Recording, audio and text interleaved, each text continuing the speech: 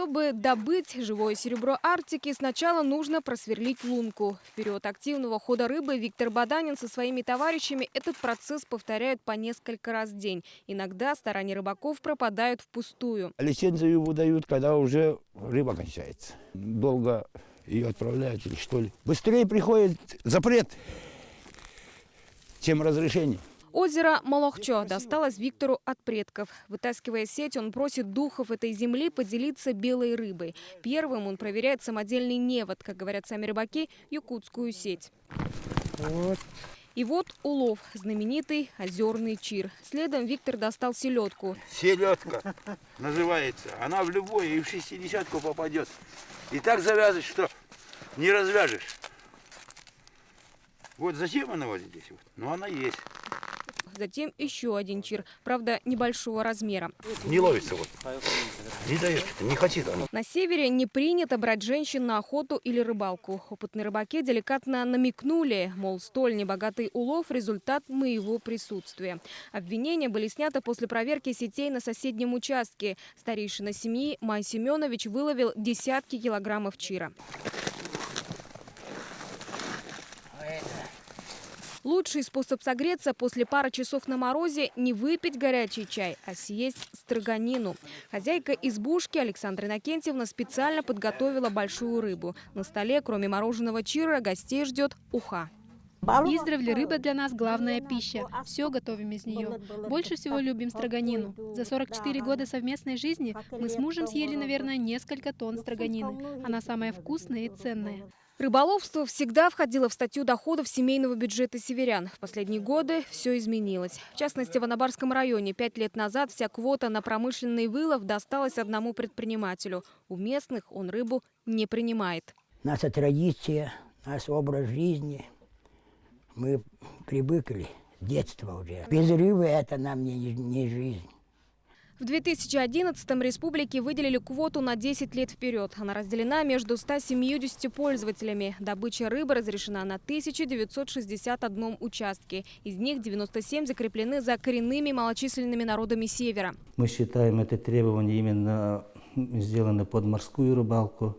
Оно никак не учитывает именно интересы коренных малочисленных народов Севера. То есть из-за этого вот этого казуса федерального закона наши рыбаки на сегодняшний момент остаются вне закона. Рыбные участки бывают двух видов – озерные и речные. Самые благодатные места в основном находятся за полярным кругом. Снегоход на севере не роскошь, а жизненная необходимость. На этом транспорте мы доберемся до следующего пункта, где познакомимся с настоящей северной уже речной рыбалкой. Село Урюмхая расположилось на правом берегу реки Анабар. Отсюда до моря Лаптевых по меркам Якутии рукой подать. Солнце здесь появляется примерно на 2 часа. Потому Дмитрий Туприн на проверку сетей приезжает вместе с рассветом.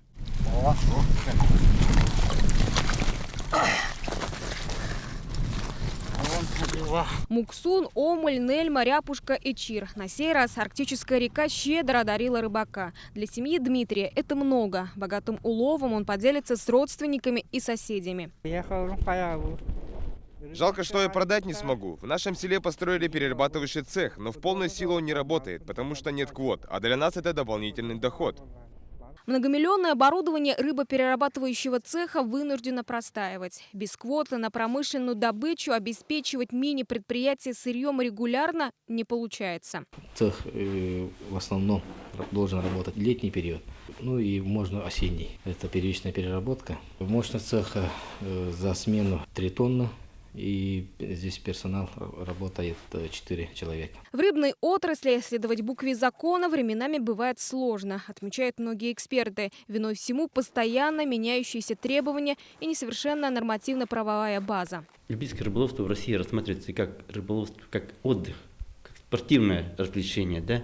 А в нашей республике это же все-таки как бы наша жизнь, это потребление, продукты. С нашей стороны мы все-таки ставим вопрос, чтобы было понятие потребительское рыболовство, в любительском рыболовстве.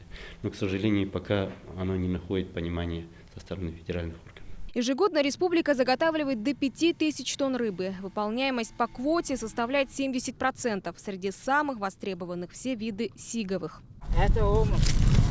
В среднем за год каждый житель Арктики потребляет до 20 килограммов рыбы. И здесь знаменитая пословица звучит иначе – рыба всему голова. Кто-то на рыбалку ездит на снегоходе, а кто-то по старинке на собаках. Но одно остается неизменной – любовь к живому серебру Арктики. Теперь мы знаем, чего стоит добыть рыбу для самой вкусной строганины, чей труд и чьи умения стоят за гастрономическим брендом Якутии. Айна Винокурова, Денис Попов, Вести, Анабарский район.